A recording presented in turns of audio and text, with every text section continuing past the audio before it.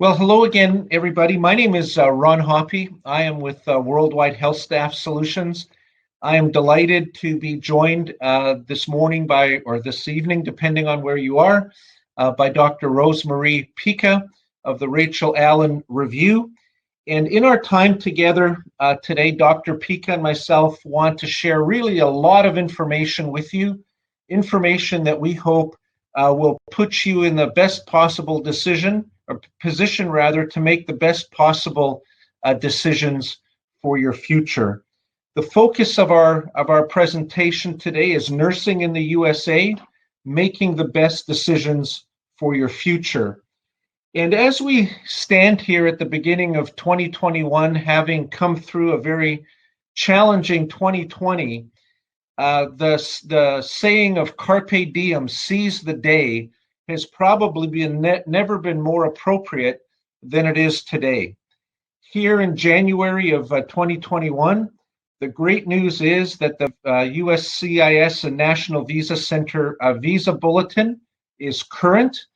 This means that visa processing times are as good or better than they've been really for any sustained period of time over the last 10 years. In 2021, there are actually more EB3 visas going to be available than have been for many years. And that's the result of the pandemic and far fewer visas being issued last year than is normally the case. Those visas are being carried forward. So we expect that in the current year, there's probably going to be 40 to 50% more EB3 visas available than there has been in the last number of years. And lastly, this is a great time for you to take control of your future and move forward into your future as more U.S. healthcare employers are embracing the direct hire permanent placement model, which means there are more opportunities available for you than ever before. Let me just say, whether you have not passed the NCLEX exam or whether you have passed the NCLEX exam, the information being shared today will be of benefit to you. In the next section of this presentation, I'd like to share with all of you some of the benefits of direct hire international recruiting. If you follow our company online at all, you will have heard us very often talking about the difference that direct hire makes.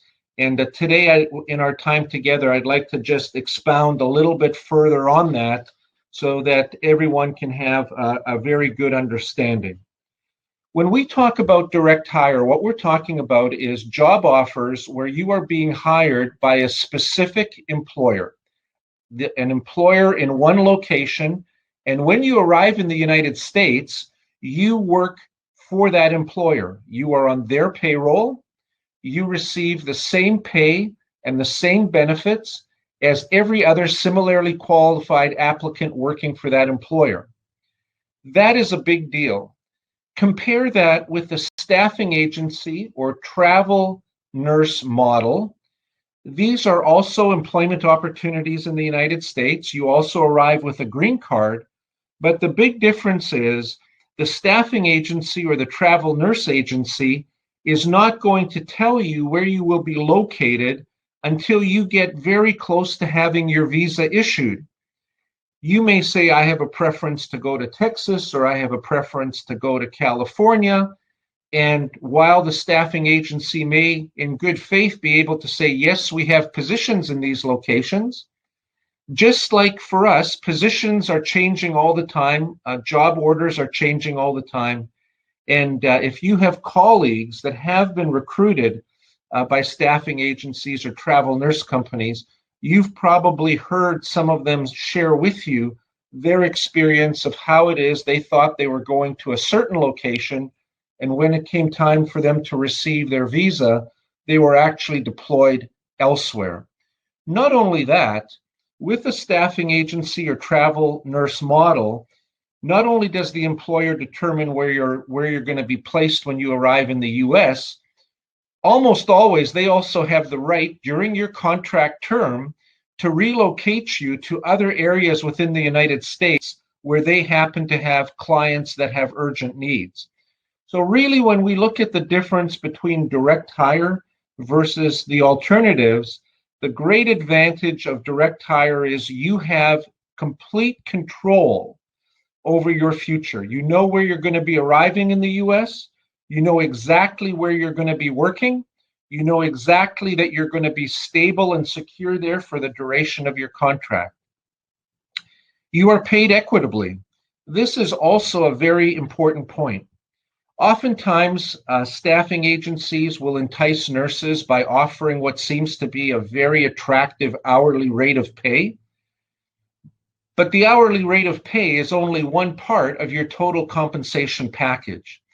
So you may be receiving a higher rate of pay, hourly rate of pay, a higher hourly rate of pay, but perhaps the other benefits such as health insurance, retirement benefits may not be up to par with what the employer would pay if you were working for them directly.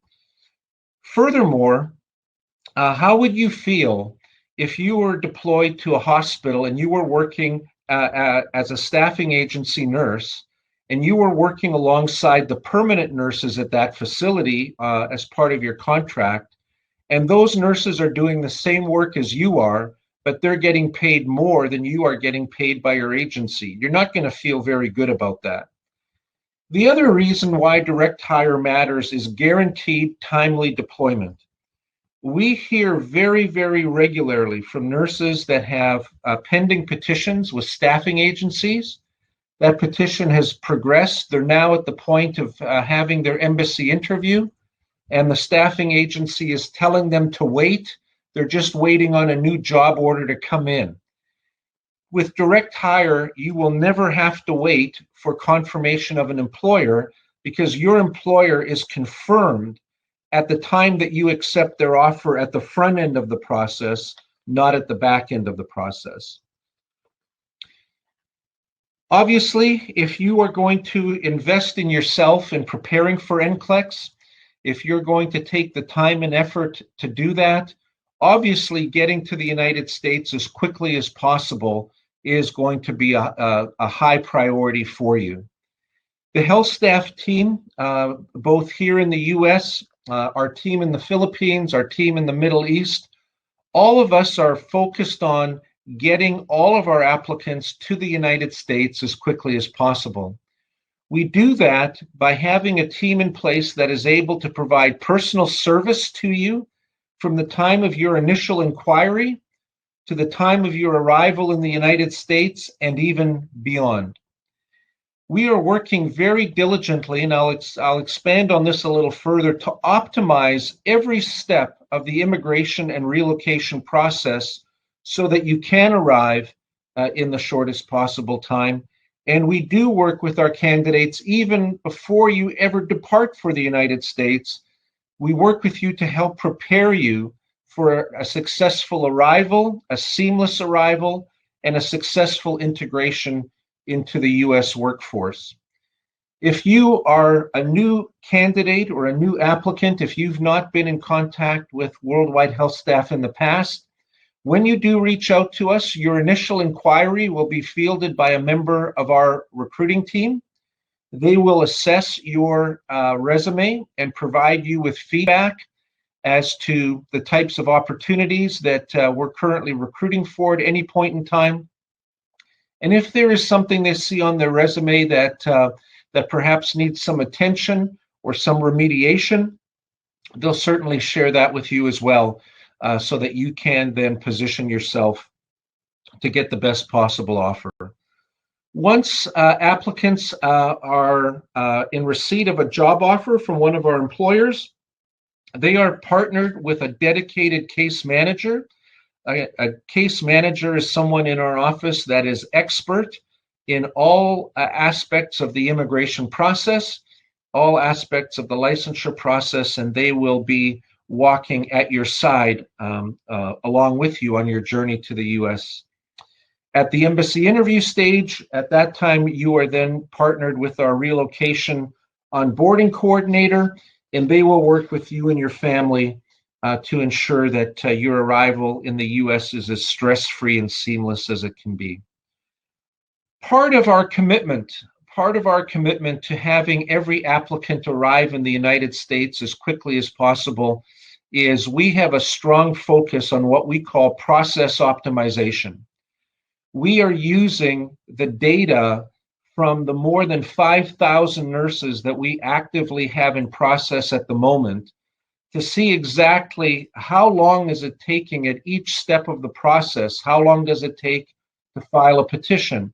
How long does it take to get the approval notice? How long does it take to get the fee bill? We look at all of these things, and then we evaluate the factors that contribute to that, and we challenge ourselves constantly. Is there some way that we can shorten that step by a day? Is there some way we can shorten that step by 3 days or a week? And if we do that often enough throughout each step of the process, our candidates are able to arrive several months earlier than otherwise would be the case. Likewise, each one of our candidates is provided with their own immigration roadmap. So from the time that you accept a job offer, you will have a detailed step-by-step outline of exactly how your case is going to proceed. We do this because it also gives you the opportunity to not only see where you're currently at in the process, it allows you to see what is the next step and what is the following step from where you are now. So you always have the ability to prepare for that next step proactively.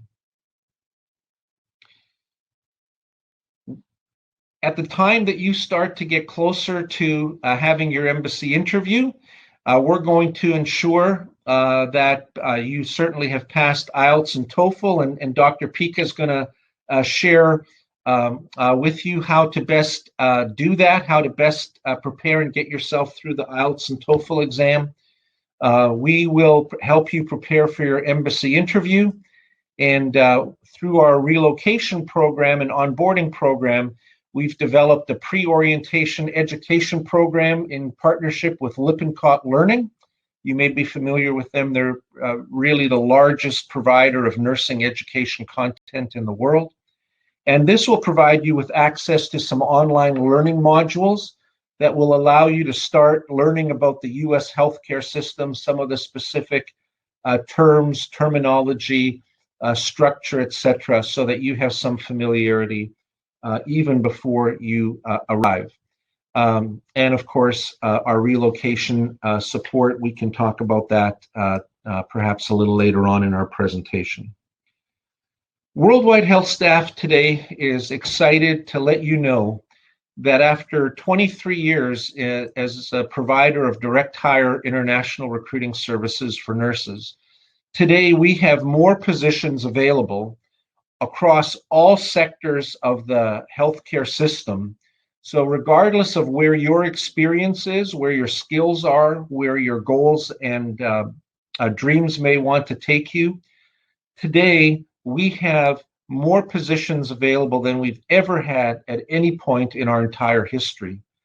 Today, we are actively recruiting for hospitals that are large academic medical centers, university medical centers, as well as large general and community hospitals. We are recruiting for specialty hospitals here in the United States. There are hospitals that provide acute inpatient care, but to a very specific population. Whether that is an example of that would be acute inpatient rehabilitation, where the latest technology is being used to help individuals return to their highest possible functioning. Another form of specialty hospital that we're recruiting for would be in the area of behavioral health, psychiatric care, behavioral health, all acute inpatient positions where you have the opportunity to practice in a very specialized environment.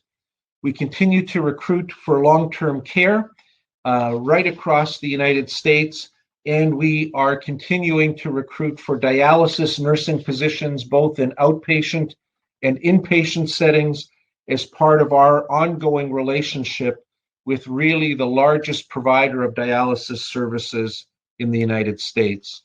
We have more positions with more employers. And here is just a very, very brief representation of a few of the current employers that we're currently working with, just to give you an idea.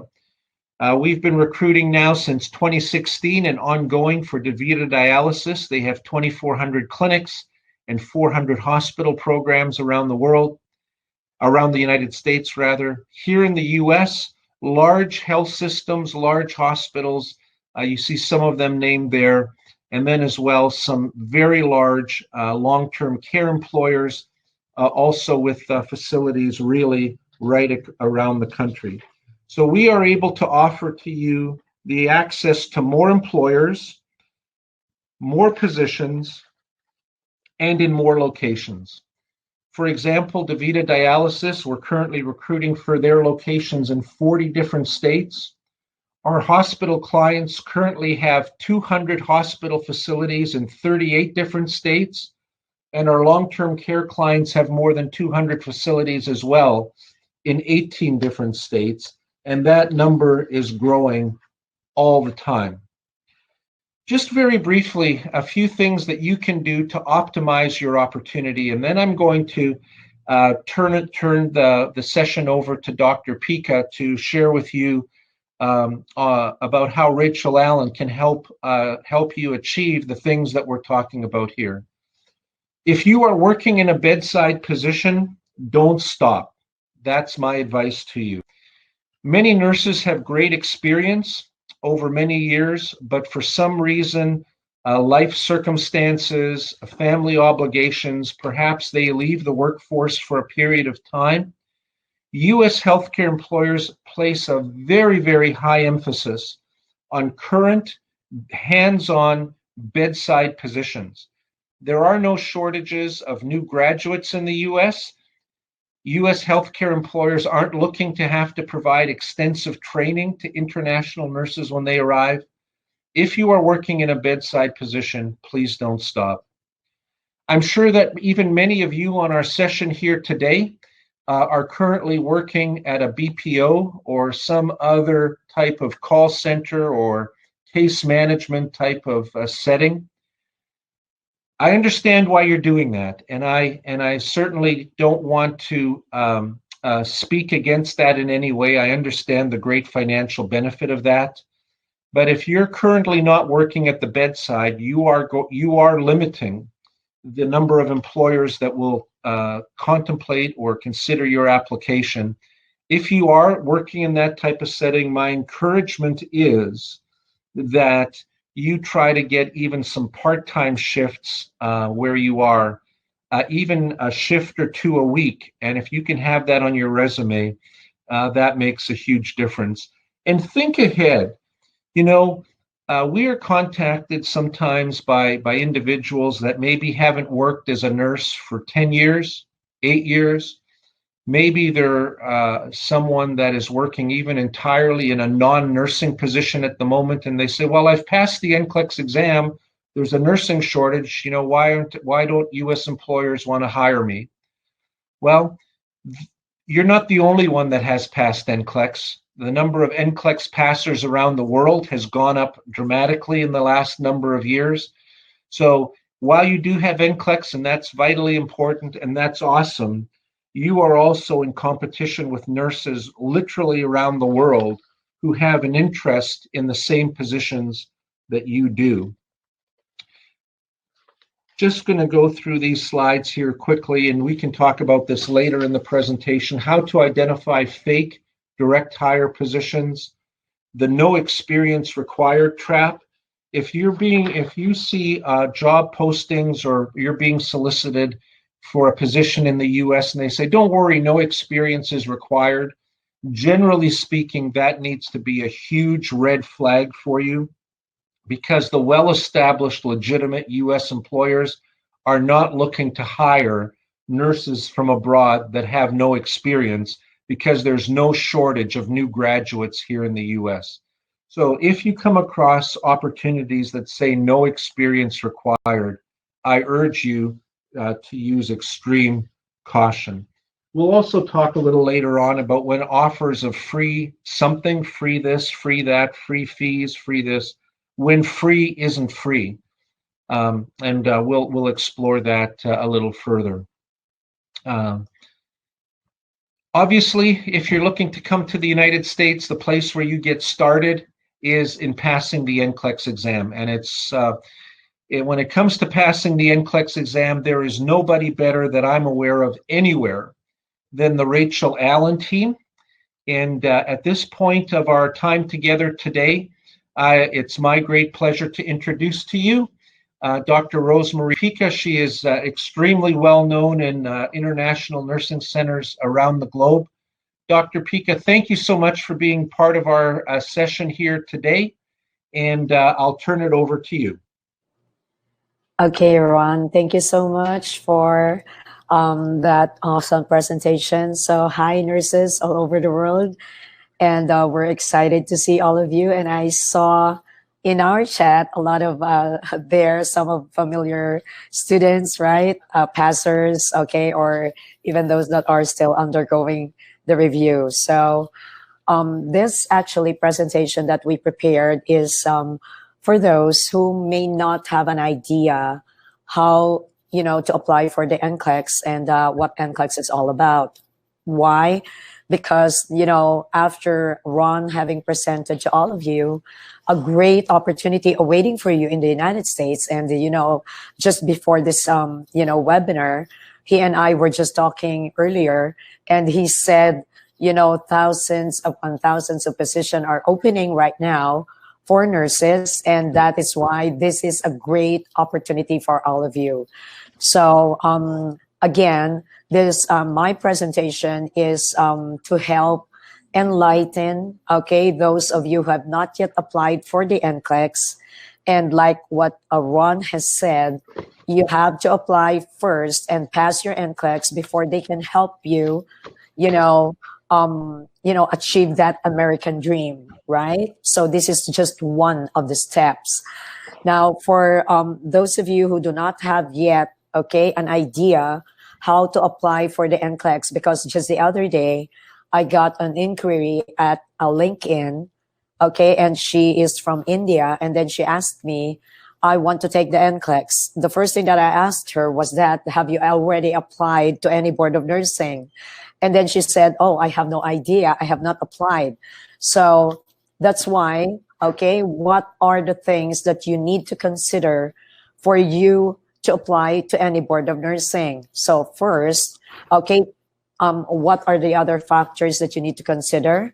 And one of those is that the social security number, okay? And I just would like to make it clear that a social security number is a number issued by the United States, not by the Philippine government. And for those of you who are here in the Philippines who are asking, is that the SSS? No, SSN is not the SSS number, okay? You have to apply it in the United States, and who are those who can apply it are those who are already employed or are residents there. Now, this is just one consideration. Now, like what you see in the slide here, it says requirements vary per state. So there are those that require social security number. There are those that require you, of course, like English proficiency exam, okay? And definitely your date of graduation is a very important consideration, because, one of the things that we advise our clients at Apply Ready. Now, Apply Ready and NCLEX Processing is also a part of the Rachell Allen group of companies. And by the way, I'm also the president of Apply Ready and the managing director of Rachell Allen. So whenever you see Apply Ready and NCLEX Processing and Rachell Allen and NCLEX Review, we are one and the same, okay? Now, employment and current hospital experience are now being required by certain boards of nursing, especially if you graduated a very long time. They are expecting that you have somehow worked or have an experience. So, and again, it depends on the board of nursing. And that's why at Apply Ready, we first try to assess our clients before we accept their application. and we provide a free pre-assessment evaluation. So now to give you an idea, and this is again for those who have not yet applied for the NCLEX. Okay, so here is an example of your BON requirements, and I would like to take, for example, the state of New York. Now, the common states where a lot of students or nurses apply to are Illinois, New York, New Mexico, Saipan, and Texas. Now, I would like to take, for example, the state of New York. So the state of New York does not require you to pass the IELTS or the TOEFL prior to giving you the eligibility. What do I mean by that? Okay, you apply to them for your exam. They would not require IELTS or TOEFL. But I would like to clarify this, okay? Now, if when I say prior to taking the exam, okay, or prior to the Board of Nursing giving you the eligibility, yes, they do not require your IELTS or TOEFL. But after you pass the NCLEX, when you apply for the visa screen, okay, you are going to still take the IELTS or the TOEFL, and that is a requirement of the visa screen. Okay, now, all right, I hope that's clear. Now, the state of New York does not require any hospital experience prior to approving you for the to take the NCLEX.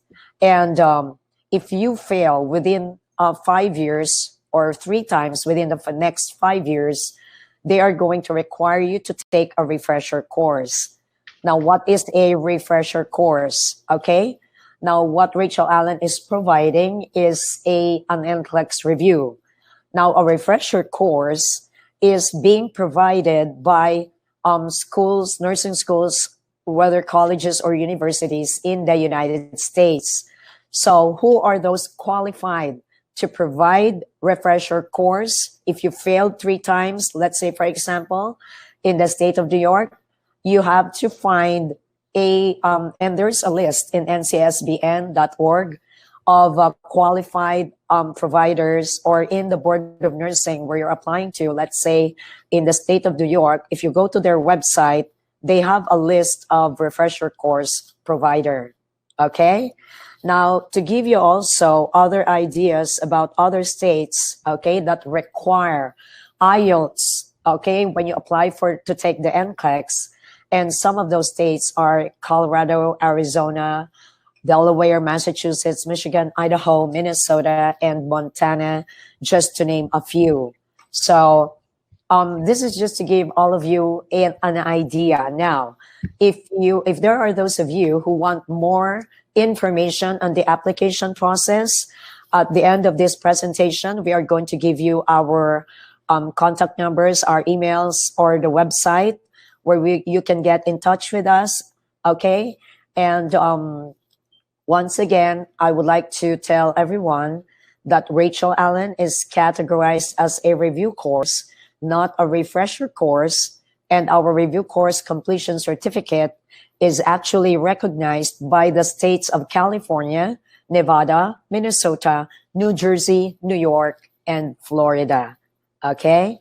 So one of the things that I would like to quickly share with you at this point is the phases of the application process for the NCLEX. Now, a lot of people thought that applying for the NCLEX is just, you apply today, you take the exam tomorrow. No, that is a huge misconception.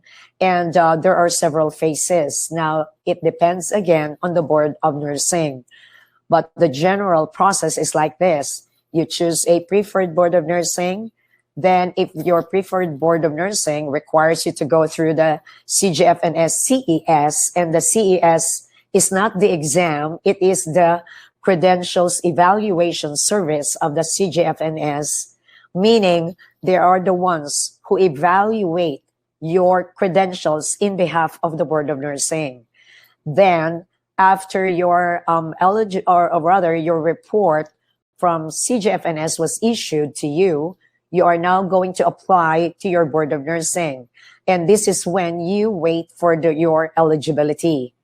And after you get your eligibility to your chosen Board of Nursing, then that's when you apply for an account at the Pearson VUE, which is actually the one that provides the exam, okay, in behalf of NCSBN. And it is Pearson VUE who is going to give you your ATT. Now, after that would be your exam scheduling phase. Now, one question that I always get from a lot of candidates and our team also from Apply Ready and Rachel Allen is that, when do I start my review? So ideally, once you have already started your application to the Board of Nursing and the credentials evaluation phase, while waiting for your report or your eligibility, which takes around 2 to 4 months, right? And that's the time that you start preparing for your NCLEX, meaning that's when you enroll at the review course. So we do not encourage those students or nurses who have not yet applied who have not yet filed their application to take the review, because our review course is like just 10 days or 25 days or 35 days. And if you have not yet applied for your NCLEX, then it might be, you might be waiting for a long time. And that's why we suggest that you first start applying for your NCLEX, okay? Now, at Apply Ready again, okay, we provide, for those of you who are clueless, okay, where to begin, you may contact our Apply Ready processing officers, and we have what we call a free, absolutely free, okay, pre-screening service. And this is where we match the candidate with the chosen Board of Nursing that they want to apply to. And then we can advise them beforehand if they are qualified, or what additional, documents or what other requirements that they need to produce. Now, if they're willing to wait, now we can process them on their preferred Board of Nursing. But if they want a quick application, they want to pass the NCLEX right away, we provide them the necessary guidance and recommendations. And this is for free. Then you can also inquire about this through our Rachel Allen website. And that is www.rachellallen.com. Okay, so like I said, Apply Ready and our Rachel Allen team are one and the same. Okay, now at this point, I would like to clarify certain NCLEX myths, okay, or misconceptions, and this is to alleviate, the anxiety of some people who may be afraid to, undergo the NCLEX exam. But if you really want to avail of that American dream, of that opportunity being shared with you by Mr. Ron here, you have to first, take your NCLEX. And what are the different misconceptions that we see, or that we get, the questions that we get from nurses all over the world, okay? One of those is that NCLEX is more difficult in a certain state. That's not true, okay? That is not true. NCLEX is the same, okay, whatever state you apply to. It's not difficult in New York, but is it easy in Saipan? No, it is the same. There is only one, the NCSBN, who is making these exams, who is providing these exams, okay? And another misconception is that NCLEX is different depending on the state. It is not true. Why? Okay, we have a lot of students who took the review in the States, who took the NCLEX in Europe, in India, in UK, we have students from the Philippines who took the NCLEX in the States. It doesn't matter, okay? It doesn't matter. The NCLEX is the same wherever you take it, okay? Whatever state you apply to or whatever country you take it, okay? Now, what else? NCLEX became easier nowadays because there are lesser items. That is not true, okay? Why? Because the difficulty level is the same. It's just that they shortened the time. Before, it used to be the maximum time is 6 hours. Now it is only 5 hours, right? And that is to give, lesser time, okay, for exposure, okay? And that started, actually, they started shortening the time when this pandemic happened, right? So the maximum number of items right now is, okay, how many is that? That is 145 items, the maximum, and the maximum time is 5 hours. Used to be 265 for 6 hours. So that doesn't mean that it became easier. No, it only became shorter, but the level of difficulty is the same because, okay, just the same, your Board of Nursing, okay, and of course, the National Council of State Boards of Nursing want to make sure that you are a safe nurse. Okay, all right. Now, I will get the same questions as everyone else does. That is not true. Okay, now one of the things that I would like you to know is that NCLEX is a computer adaptive test. And when we say computer adaptive test, the computer adjusts to your level of nursing knowledge or how you make decisions, okay? Now, how do you know, or how does NCLEX measure if you're going to pass or if you're going to fail? Now, one of the criteria is that if you are able to answer 95% of hard questions. Now, what are hard questions? Hard questions are the passing level of questions. What types of questions are this? These are the types of question that entails you to decide, decision-making questions, application questions, critical thinking questions. Now, these are the things that we prepare our students for. Why?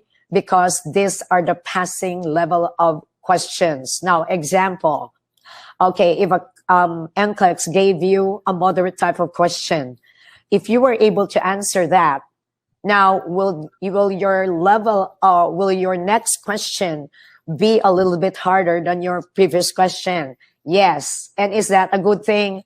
Definitely. Why? Because that means you are able to answer the passing level of question. Now, it goes higher and higher, and the harder your questions are, the better for you. Now, what do we mean by hard questions? Okay. Now, there are different levels of question difficulty. So we have what we call your remembering and understanding. Remembering is like, what is the normal value, let's say, of RBC, WBC, platelet, okay? You don't want those types of question, okay? Now, what type of question do you like, okay? So an example of that would be, who do you see first? What do you do first? Are those prioritization questions? Yes. They're going to give you complex care scenario. For example, okay, who among the following clients will you see first? Okay, they are going to give you a client with, let's say, acute pancreatitis complaining of pain, a client with a fracture complaining of pain, a client with COPD complaining of difficulty of breathing, or a client with, let's say, abdominal aortic aneurysm complaining of low back pain. So that is just an example of a prioritization question. Now, the question is, who do you see first? So that is a type of question that we prepare our students for. What else? What do you delegate to an RN, LPN, CNA? Who do you cohort with a client with PTB, for example, or a client with MRSA? So those are types of questions that are passing level, okay? And that is why you need to really, really, really prepare for your NCLEX. Now, okay, another type of NCLEX myth is I need to memorize all the nursing concepts, okay, to pass the NCLEX. Okay, if you're a genius, then do that, right? But the most important thing for you to pass your NCLEX, like I said, okay, you are a nurse already. right? You are nurses already. You passed like most of the Filipinos who are attending this webinar. You are BSNs, right? That means you studied nursing for 4 years, and your teachers, you have to be grateful to all of them. Why?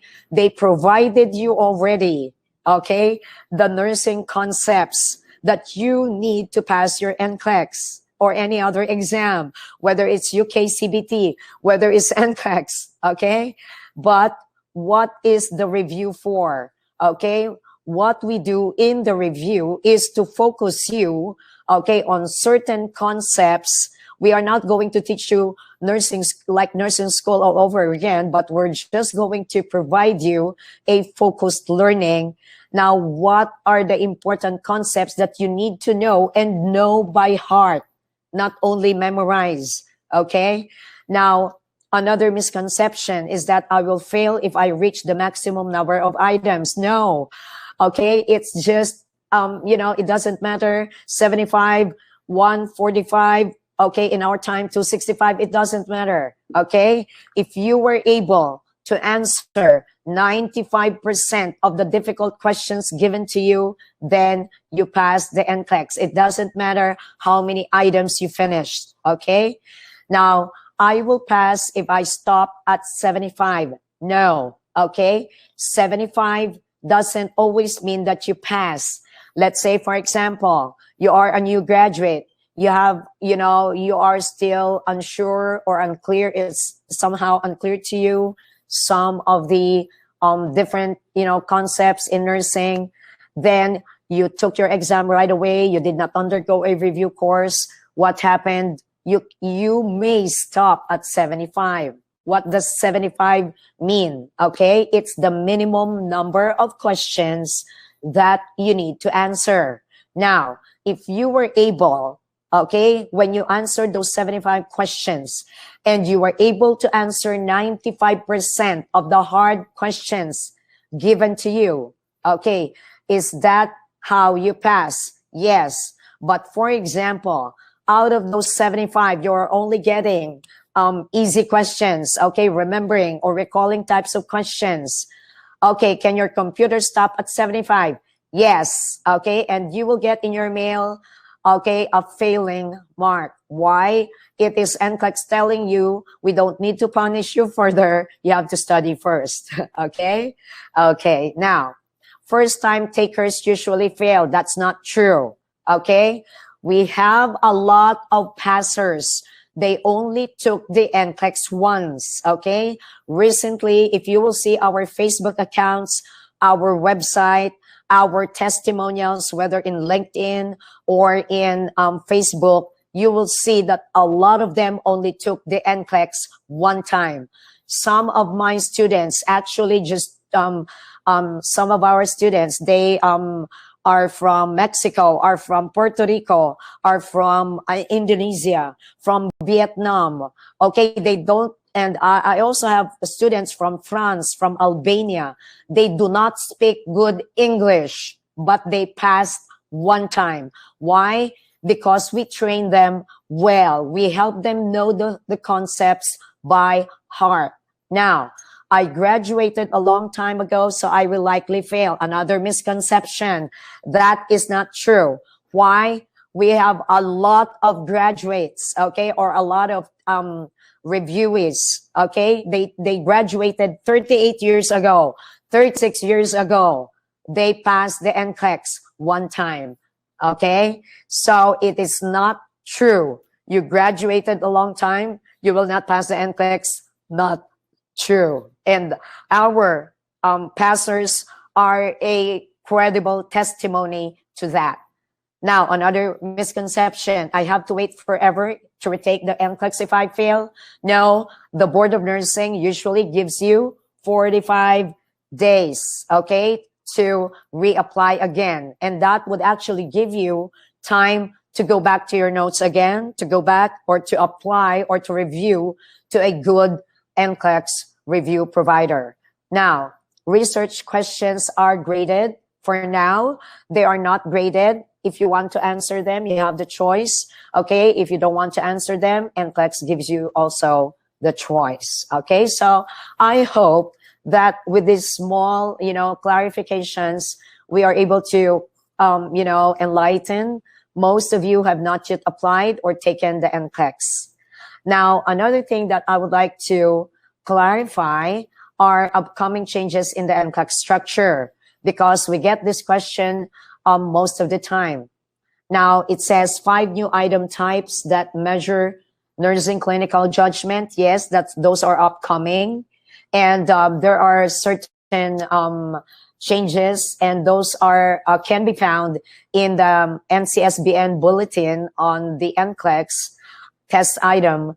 And they clearly stated that the changes would be earliest implemented in 2023. So those of you who are going to be taking the NCLEX from now, okay, until before the 2023, you do not expect to have these changes yet, okay? And that's why we encourage nurses, the earlier to take the NCLEX, the better for you, okay? Now, why take the NCLEX now? So I agree with Mr. Ron that the best time to prepare for those opportunities that he has enumerated for all of you is right here, right now. So there are a lot of opportunities waiting for you, especially those of you. I saw that there's a lot of you out here from Saudi Arabia, from Dubai, from Qatar. Hello, right? Yes, okay, for those of you who are asking, Rachell Allen actually provides both online and live physical, live face-to-face courses. So we do that on a simultaneous basis. And we have also both US and the Philippines, okay? So it doesn't matter where you are, you can now avail of the Rachell Allen live and whether webinar or face-to-face courses, okay? Now, to continue, okay, with the presentation, okay, I would like also to clarify certain misconceptions when it comes to the IELTS, because let's face it, nurses, okay, I encounter a lot of nurses who are not afraid to take the NCLEX, but when it comes to the IELTS, oh my gosh, right? The reaction is always like that. But, IELTS is also a necessity and definitely a requirement for you to be able to work in the US. And not only to work, but to be an immigrant, okay? So you have to pass your IELTS. And one of the misconceptions about the IELTS is that you need to have a native-like accent to get a high score. Definitely not true, okay? What the examiner wants to see or is testing on you is that do you understand the question, and are you able to convey to her, okay, what you really want to say, right? So there, you don't even have to use highfalutin words. You just have to use simple conversational words. And if you don't know the answer to a question, you cannot get a high score. Definitely not true. Why? Okay. You can actually answer or be honest to the examiner. For example, she asked you, like when I took my IELTS, she asked me, tell me about your hometown. Okay, so that's just an example. And then I told her, my hometown is actually in the province. I grew up in the province, but I started talking like that. I started talking to her just like a friend. Okay, so I told her like what is your hometown famous for? She would ask you follow-up questions like that. And I told her, my hometown is just like residential. So I don't really know what my hometown is famous for. You can actually tell her you don't know, right? But it's the conversation, how you handle the conversation that counts the most, right? So do you need an academic vocabulary in writing and speaking? Okay, no. Why? No, it's different. Okay, in writing, okay, And in speaking, our IELTS team will definitely teach you what's the difference between the two. So I would not be taking most of the time here by explaining this, because this is actually being explained already in our courses, okay? So definitely when it comes to speaking, okay, you don't have to talk like as if you're writing. And in our Perfect 9 and IELTS review, now, whenever you see the brand Perfect 9, it's also Rachell Allen. So we provide a well-rounded whole package that nurses need to be able to what? To avail of your opportunities there in the United States, right? So it is better to write more than the specified word limit. No, it is better to follow, instructions. Like if you're only required 250 words, then you just have to fulfill 250 words, because there is also a time limit. Now, IELTS test is easier in IDP. No, IELTS exam is the same, whether it's in IDP or in the British Council. Okay, so it doesn't matter. Now, what do you need to know about the IELTS and the TOEFL? Okay, so I'm just going to go through quickly with this. And what is the needed score for the IELTS? It's 6.5 for overall, and speaking is 7.0. Okay, now this is needed in the visa screen. Definitely, some states may not require you to prior to your application to your NCLEX, but in the visa screen, you need an overall of 6.5 and a 7 for speaking.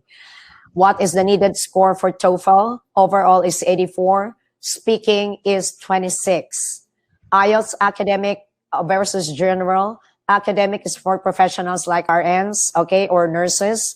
General training is for the pure immigrant, immigration requirement, like for example, in Canada, if you're going to apply for an immigrant visa, regardless of your profession, that is the general training. But for your employment in the US, it is professional academic.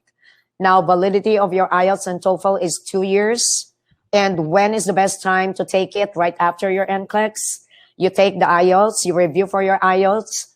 Why? You can apply right away for your visa screen, okay? And the visa screen is 5 years validity. So this is to guide those of you who have already taken the NCLEX and passed the NCLEX. And where can I take the IELTS? You can take it in the British Council or IDP in the Philippines, or if you are in another country, there are a lot of IELTS provider in your country of residence, okay? So how can we help you? Okay, like I said, Rachell Allen can help you with your NCLEX application, with your NCLEX preparation, your NCLEX review. We will help you pass the NCLEX, and we will also help you pass the IELTS. So it is a complete package. Then we turn you over to Mr. Ron out here, right? So we make things easier for all the nurses. So thank you so much. And for more information, you can actually log on to www.rachellallen.com for all your inquiries, for all your concerns. And I would like to request also our tech team, Tracy, to show them, okay, if you will see that we have, okay, Rachell Allen courses, okay, in the Philippines. Our information are all in this file, okay, and the other one is Rachell Allen courses in the USA and Canada, okay. So thank you so much. Thank you so very much, Ron. Okay, I turn the mic back to you. Thank you so much. Yeah, Dr. Pica, thank you. That was just tremendous information. I'm sure that everyone found that to be helpful. What I'd like us to do now, in the time that we still have available to us, is we want to be open to taking some of your questions. Many questions have already been coming in, but if you would like to share your questions through the chat feature of the webinar, we'll try to answer at least a few of those, and we'll, if we can't get to your answer here in this session, we'll certainly try and respond to as many as we can afterwards. Questions that are very case specific probably are ones that we're not going to be able to speak to.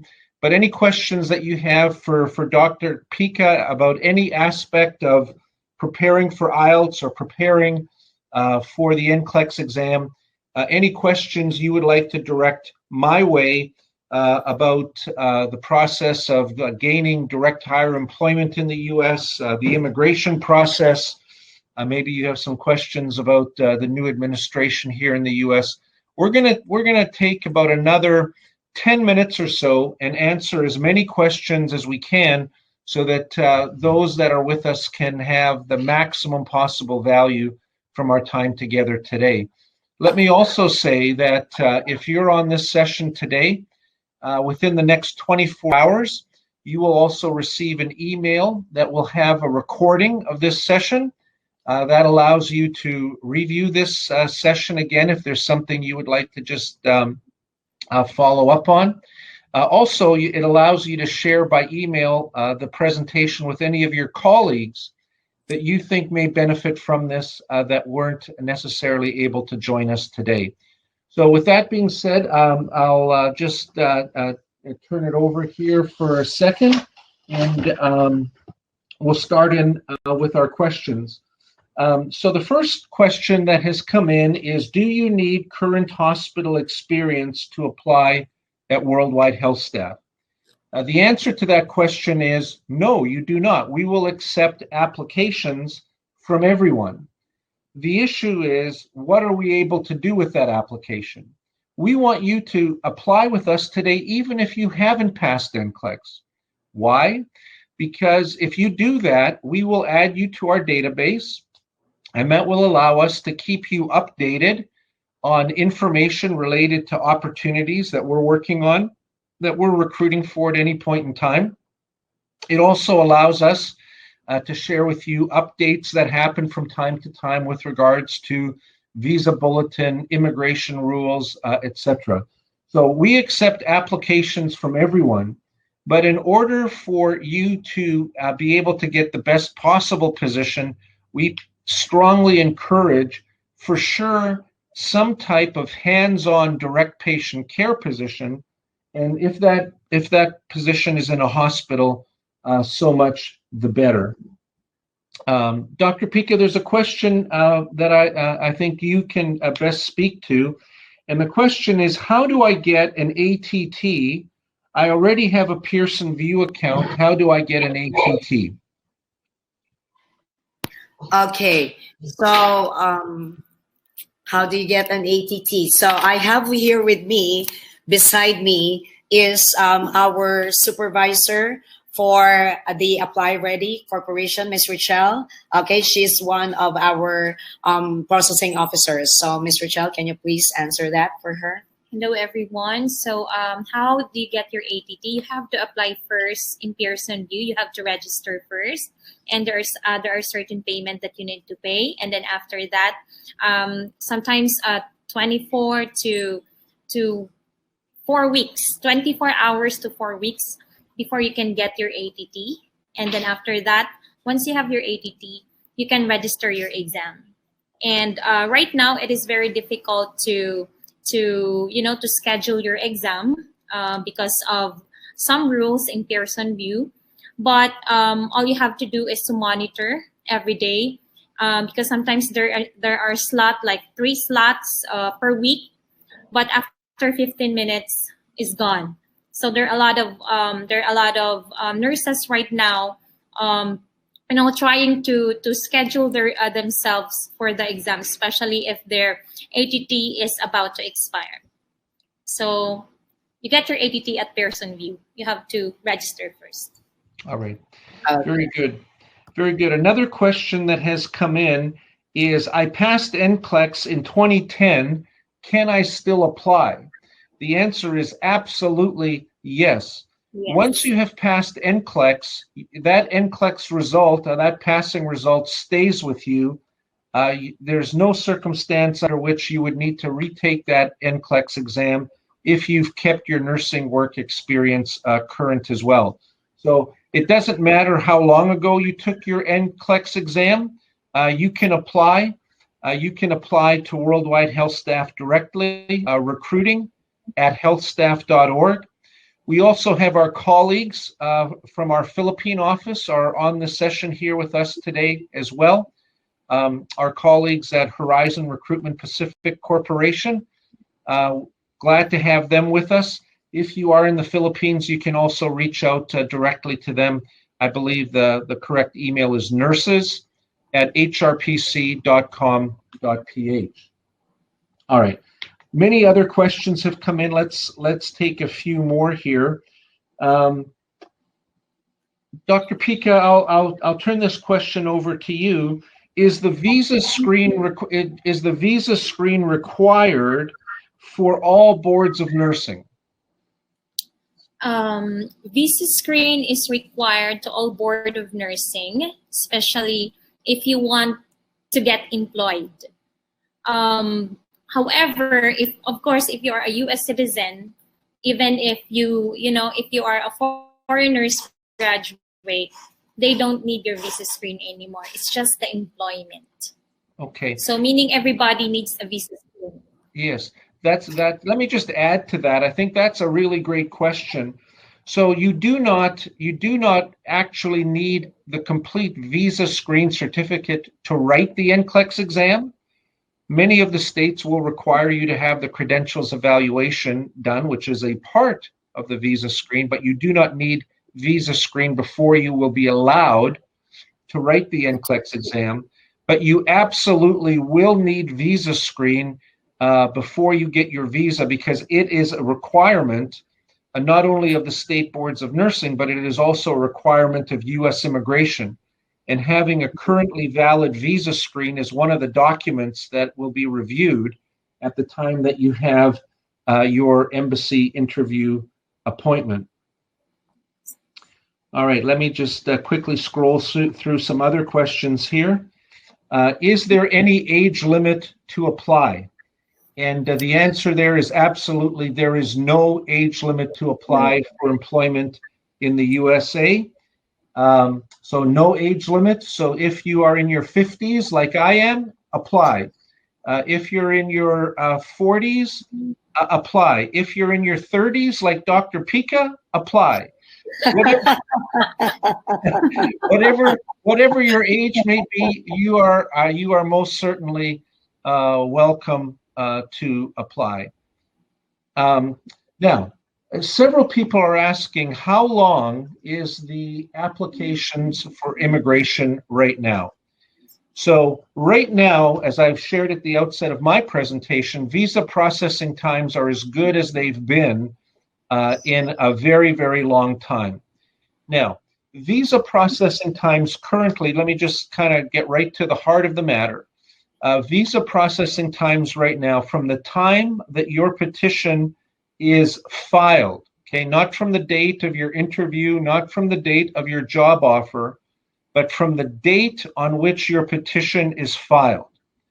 Assuming that that petition is filed completely and everything is in order, you would expect that you can complete that process and receive your visa maybe somewhere in the range of 15 months, maybe 15 to 18 months at the outset right now.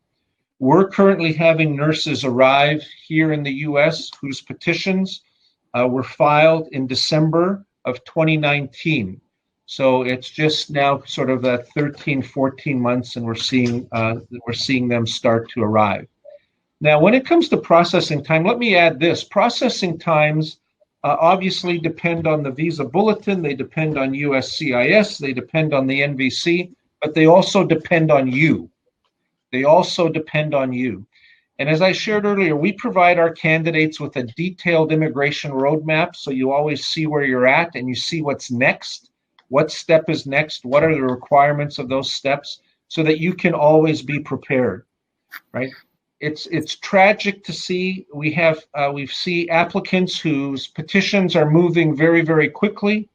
The embassy interview comes even more quickly than they had expected, but they haven't completed their visa screen. Now they could get their visa, but they can't because they haven't received their visa screen.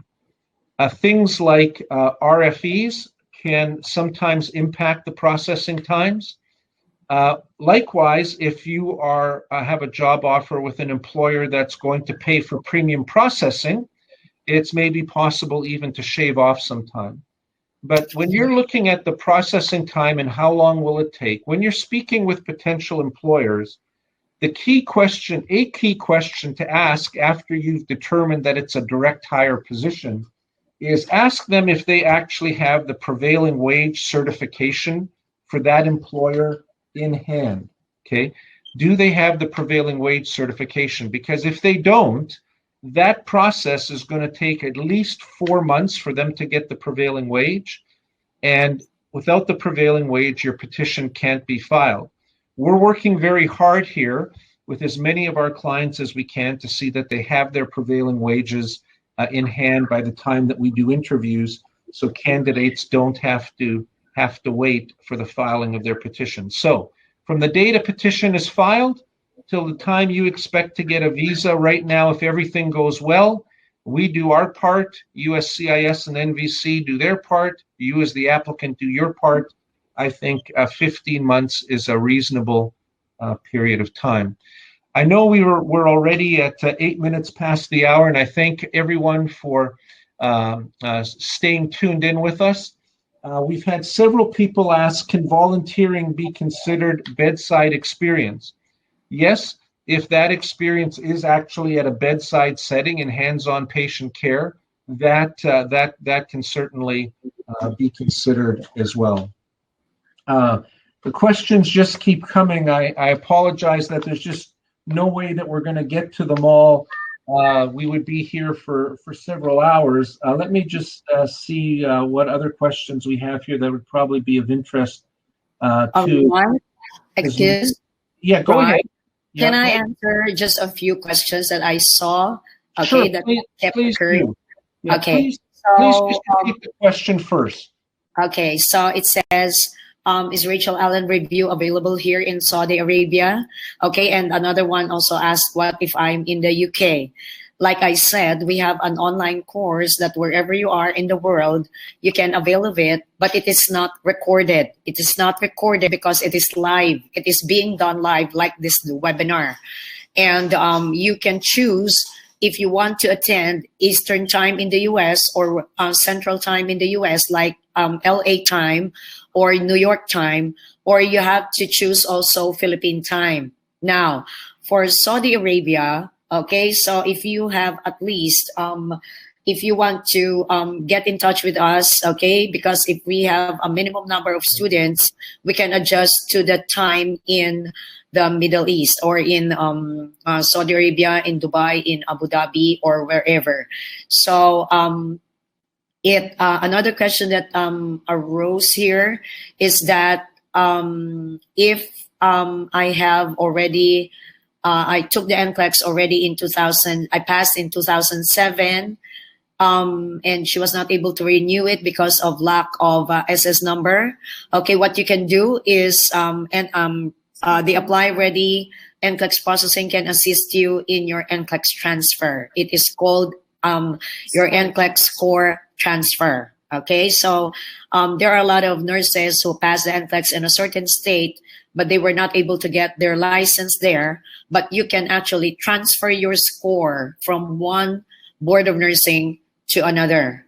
Okay, and that's about some of the questions that I would like to answer. Okay, Dr. Pica, thank you very much for doing that. We are now well over our allotted time, and thank you to everyone for staying tuned in with us. We will take just one or two more questions, and then we'll start to wrap up and kind of share some last-minute tips with everyone there. Just continuing to scroll through the questions.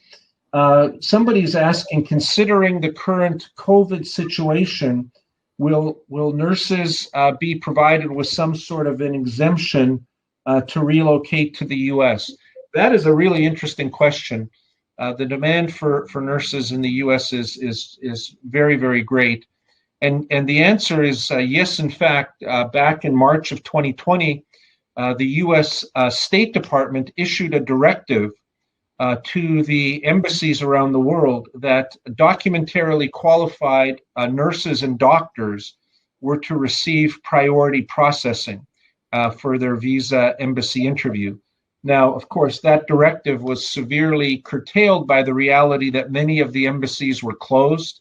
And even now, the embassies are operating with really just a skeleton staff.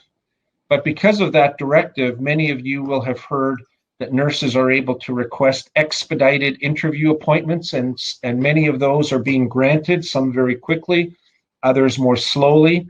But I think one of the side effects that the pandemic is going to have here in the United States, it has now brought the nursing shortage very clearly to the forefront of the public's attention. The general public now understands just how important and how urgent this matter is. And we expect that there will be legislation and regulations in the not too distant future with the new Biden administration that's either going to continue to provide exemptions and expedited processing for nurses. We think there will actually be additional visas for doctors and nurses. So we'll, as we begin to wrap up, we'll kind of do that the same way we started, by saying there really has never been a better time than right now.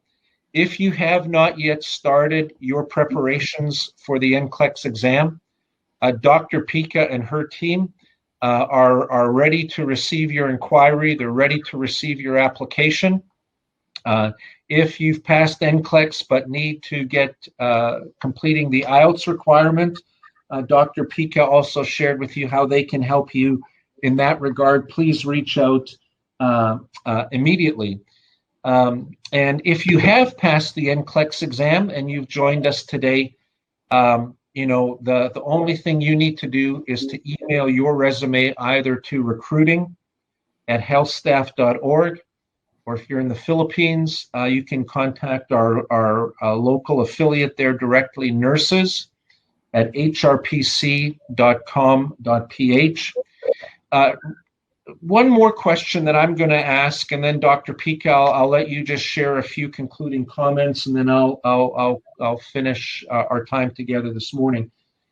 A question is from somebody in India, from a nurse in India, and she's asking, when can nurses from India again dream about coming to America? That is a really great question, because for many years now, nurses from India really have been shut out of the U.S. market because of this extreme delay in visa processing times for Indians.